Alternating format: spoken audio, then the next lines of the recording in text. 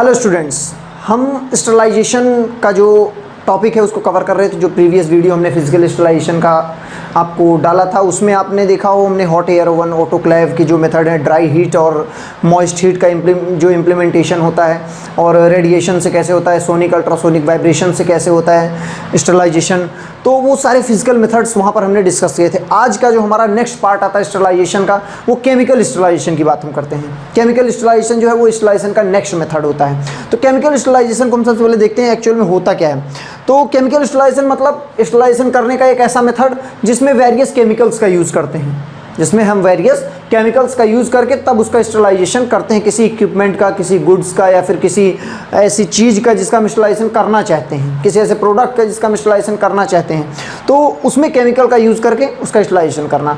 इसकी डेफिनेशन की बात करें अगर हम,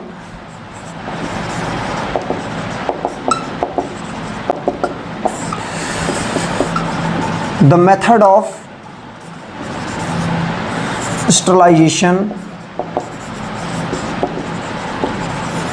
goods, sterilization of goods, equipments,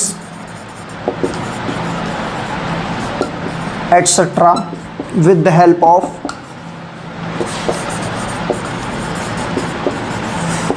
various chemical agents.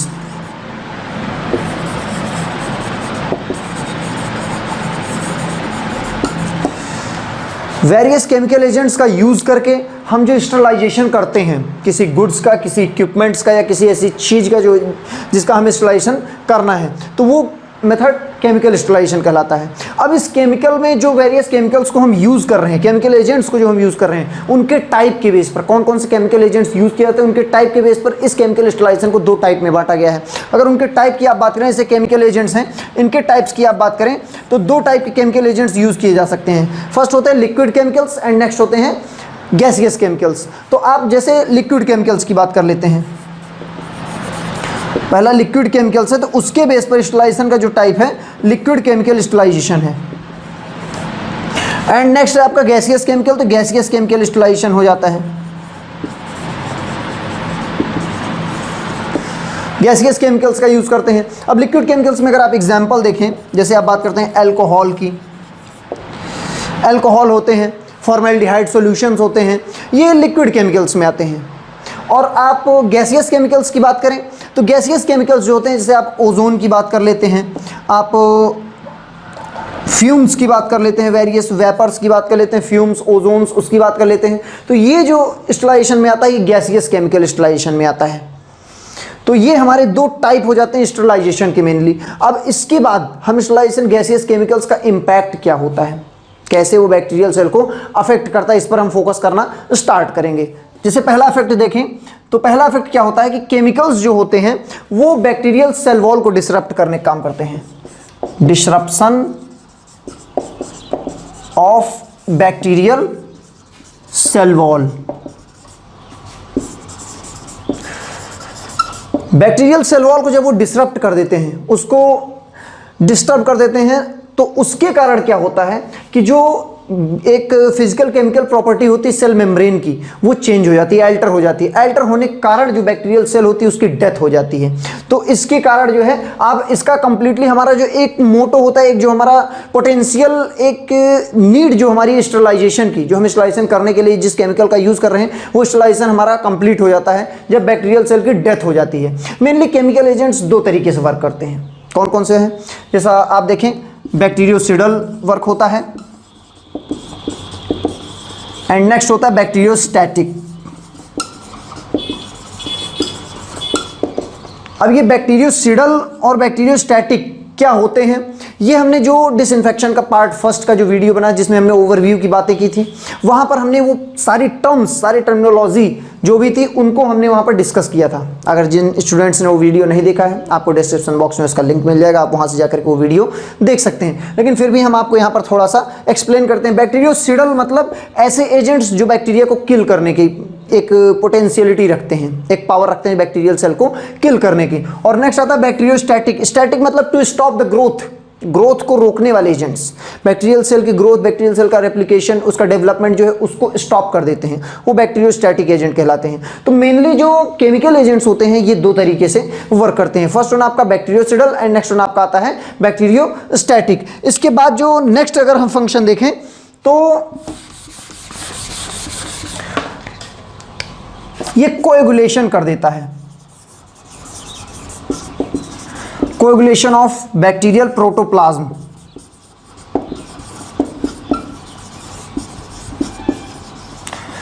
मतलब बैक्टीरियल सेल के अंदर जो प्रोटोप्लाज्म है उसको कोएगुलेट करना, मतलब फिक्स कर देना, एक जगह पे फिक्स कर देना, उसमें मूवमेंट, उसमें एक जो डेवलपमेंट है, उसमें जो एक डिवीजन है, वो सब चीजें देखने को अब नहीं मिलेंगी। जब बैक्टीरियल सेल का प्रोटोप्लाज्म फिक्स हो जाएगा, कोएगुलेट हो जाएगा, प्रेसिपिटेट हो जाएगा, इन दैट कंडीशन वो क्या होता है कि बैक्टीरियल सेल की ग्रोथ वहीं पे रुक जाती है और धीरे धीरे उसकी जो एक लाइफ होती है खत्म होती चली जाती है, धीरे धीरे उसकी लाइफ की पोटेंशियलिटी खत्म हो जाती है बैक्टीरियल सेल के प्रोटोप्लाज्म के फिक्स होने के कारण। इसके बाद जो नेक्स्ट इंपैक्ट अगर हम इसका देखें तो जो नेक्स्ट इंपैक्ट होके आता है वो ऑक्सीडेशन है, ऑक्सीडेशन और बर्निंग आउट, और burning out of bacterial protoplasm.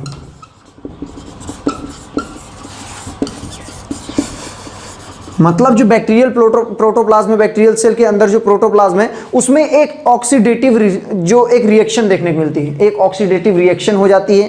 Reaction होने के कारण क्या होता है, एक धीरे धीरे ये बैक्टीरियल सेल का जो प्रोटोप्लाज्म है डिहाइड्रेटेड हो जाता है, मतलब बैक्टीरियल सेल बर्न आउट हो जाती है और उसकी डेथ हो जाती है। तो थर्ड जो हमारा इंपैक्ट आता है वो ऑक्सीडेशन का होता है। ऑक्सीडेशन के बाद जो हमारा नेक्स्ट इंपैक्ट आएगा वो बैक्टीरियल एंजाइम को अफेक्ट करता है, अफेक्टिंग द बैक्टीरियल एंजाइम।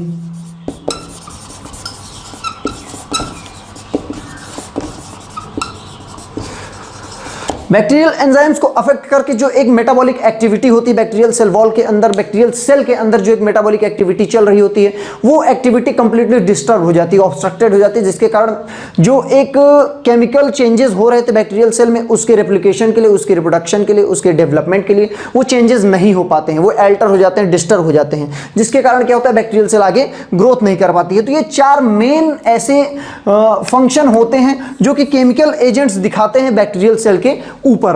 अब ये कैसे कैसे एजेंट्स, मतलब जो भी आप एजेंट्स के आगे बात करने वाले हैं वो एजेंट्स कैसे इंपैक्ट दिखाते हैं इन चीजों पर, उसका हम आगे फंक्शन यहां पर देखते हैं। तो जो एजेंट्स होते हैं केमिकल एजेंट्स, उनका एक्शन कैसे होता है, वो कैसे एक्शन दिखाते हैं। जो एक्शन अभी हमने देखा, जैसे प्लाज्मा प्रोटीन की बात की हमने या प्रोटोप्लाज्म की बात की हमने, तो वो फिक्स हो रहे थे, कोएगुलेट हो रहे थे, डीएनए मेकअप चेंज हो रहा था, सेल मेम्ब्रेन डैमेज हो रहे थे। तो कौन से ऐसे एजेंट्स हैं जिनका एक्शन इन चीज़ों में दिखाई देता है, मतलब कौन से एजेंट का क्या एक्शन होता है, उसकी हम बात करते हैं। कुछ केमिकल्स की बात करते हैं, तो जो कुछ एक्शंस यहाँ पर आपको दिखाई दे रहे होंगे उसी के अकॉर्डिंग आपको ये बैक्टीरियल सेल भी ऐसी बनाई गई है, एक डेमो सेल आपको बनाई गई है जिसमें सिर्फ वो एजेंट दिखाए गए हैं या वो फैक्टर्स दिखाए गए हैं जो अफेक्ट होते हैं मेनली केमिकल स्टरलाइजेशन में।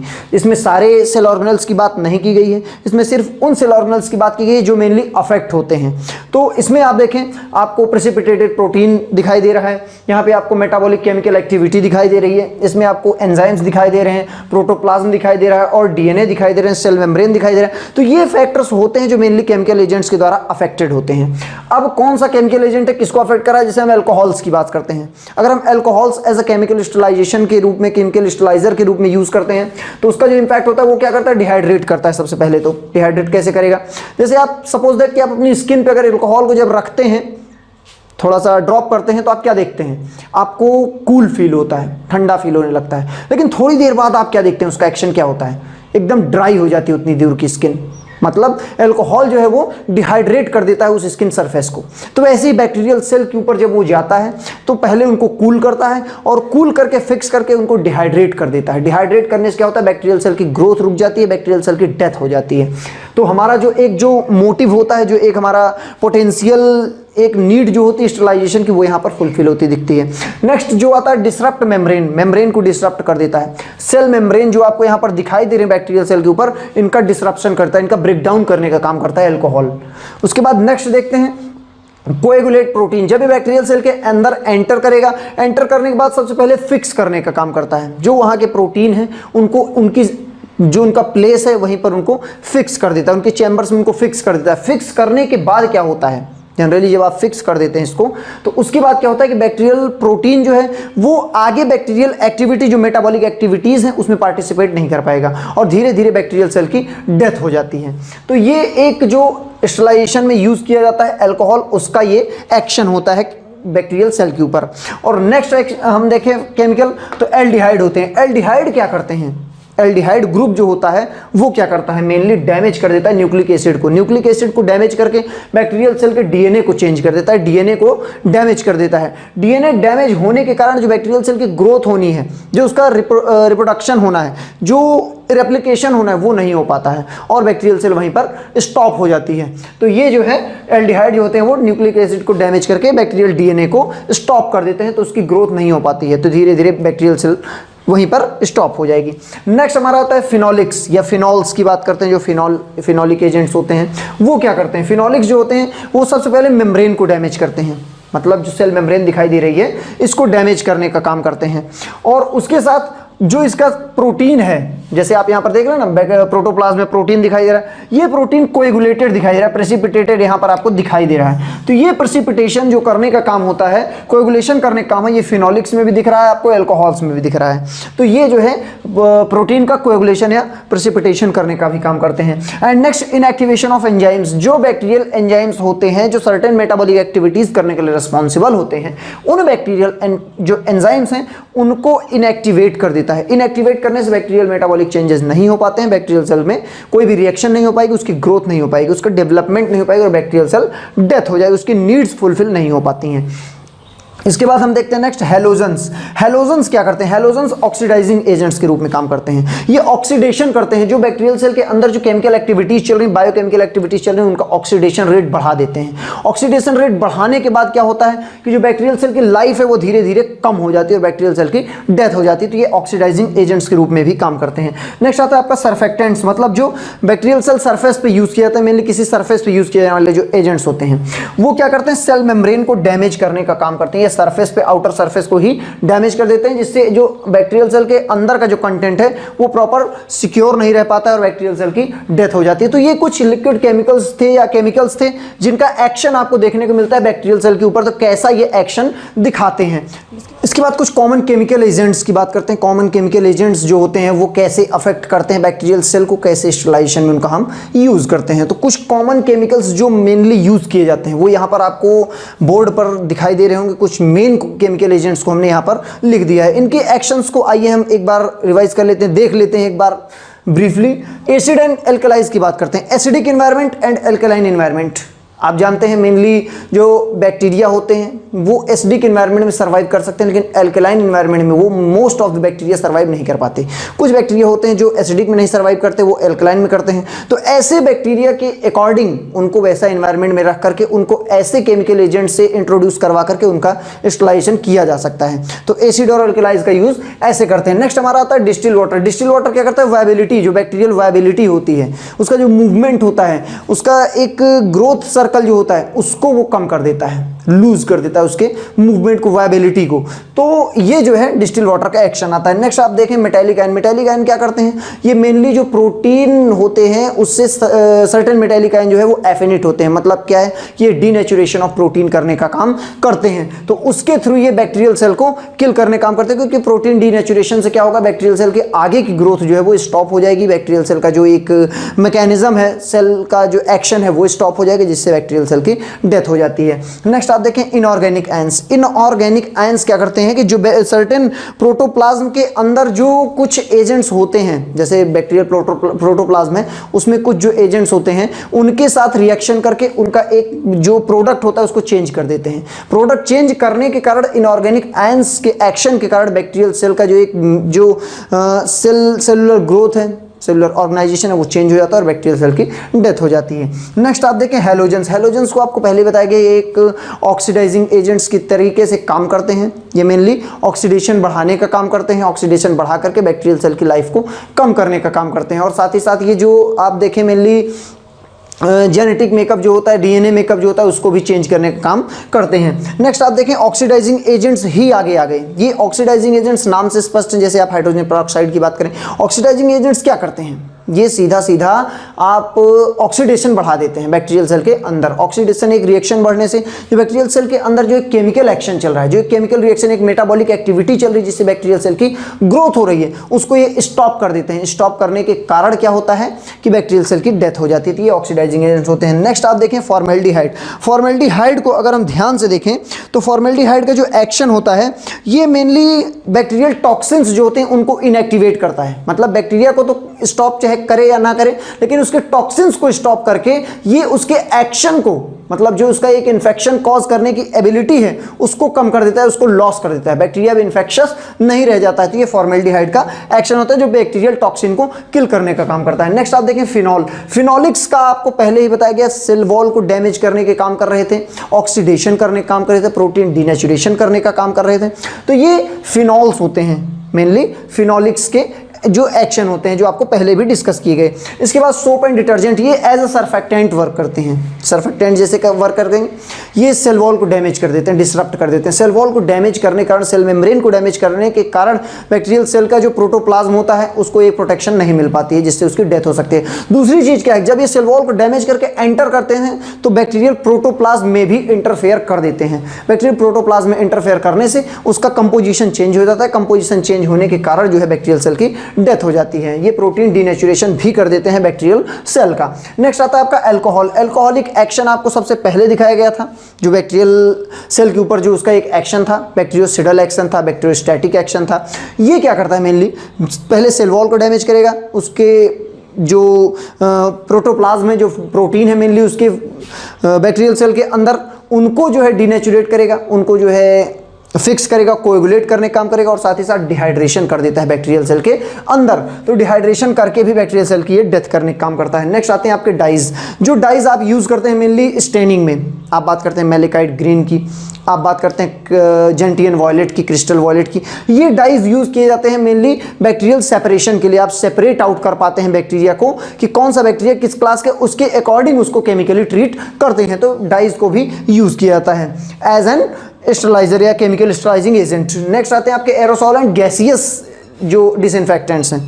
मतलब गैसियस अभी तक ये मेनली जो ज़्यादातर थे ये मेनली आपके लिक्विड केमिकल एजेंट्स थे। अब आपके गैसियस केमिकल एजेंट्स में आप बात करें जैसे एथिलीन ऑक्साइड की। एथिलीन ऑक्साइड क्या करेगा, ये मेनली जो केमिकल रिएक्शन होता है वो कर लेता है आपके बैक्टीरियल सेल के जो प्रोटोप्लाज्म है उससे केमिकल रिएक्शन करके उसके प्रोडक्ट को ही चेंज कर देता है। प्रोडक्ट को चेंज करने से बैक्टीरियल सेल की जो एक कॉमन एबिलिटी है वो गायब हो जाती है, कहने मतलब वो खत्म हो जाती है, चेंज हो जाती है, डिसरप्ट हो जाती है, जिसके कारण बैक्टीरियल सेल की डेथ हो जाती है या फिर बैक्टीरियल सेल का एक्शन चेंज हो जाता है। नेक्स्ट आप देखें ओजोन। ओजोन क्या होता है, जब एक क्या करते हैं आप O3 इसका फॉर्मूला आप देखें, ये कैसे अफेक्ट करता है बैक्टीरियल सेल को। तो ओजोन क्या करता है, ये ऑक्सीडेशन करने का काम करता है। जैसे आप एक हाई वोल्टेज इलेक्ट्रिकल फील्ड पे अगर आप ओजोन को फ्लो करते हैं तो ये ऑक्सीडेशन कर देता है, बढ़ा देता है, जिसके कारण बैक्टीरियल सेल का मेकअप चेंज हो जाएगा।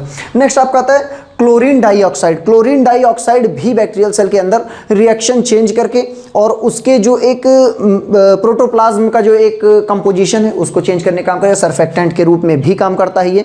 तो ये मतलब इनका फ्यूमिगेशन करके यूज किया जाता है, फ्यूम्स बनाए जाते हैं। ये क्लोरीन के फ्यूम्स बना करके ऑक्सीजन से रिएक्शन करा के उसका यूज किया जाता है यहाँ पर। और लास्ट में आप देखते हैं नाइट्रोजन डाइऑक्साइड। नाइट्रोजन डाइऑक्साइड जो है ये लिक्विड में भी और गैसियस में भी दोनों में यूज किए जा सकते हैं। तो नाइट्रोजन डाइऑक्साइड भी क्या करते हैं, ये भी जो बैक्टीरियल सेल मेम्ब्रेन होती है एज अ सर्फेक्टेंट यूज किए जाते हैं, सेल मेम्ब्रेन को डैमेज करने का काम करते हैं और साथ ही साथ as a chemical sterilization work करने का ये काम करते हैं। तो यहां पर आपका ये केमिकल स्टरलाइजेशन का जो टॉपिक था ये यहां पे खत्म होता है। आपका स्टरलाइजेशन जो है वो कंप्लीटली कवर हो जाता है। यहाँ तक जिसको जो डाउट रहता है, जो कन्फ्यूजन रहता है, वो आप कमेंट सेक्शन में पूछ सकते हैं। और डिसइंफेक्शन के ऐसे ही और भी वेरियस जो मेथड्स हैं, मतलब लाइक इन्फेक्शन से प्रिवेंट करने के जो मेथड्स हैं, ऐसे फैक्टर्स जो इन्फेक्शन से हमें प्रिवेंट कर सकते हैं, जैसे इम्यूनिटी की बात आप कर लेते हैं, एंटीबायोटिक्स की बात आप कर लेते हैं, और standard safety precautions, PPE kits को कैसे यूज़ किया जाता है उसकी बात करते हैं। तो इन सारे वीडियोज़, इन सारे टॉपिक्स के वीडियोज़ आगे आपको फर्दर मिलते रहेंगे। तो यहाँ तक जिसको जो भी ना समझ में आए आप वो कमेंट सेक्शन में पूछ सकते हैं। And thanks for watching the video.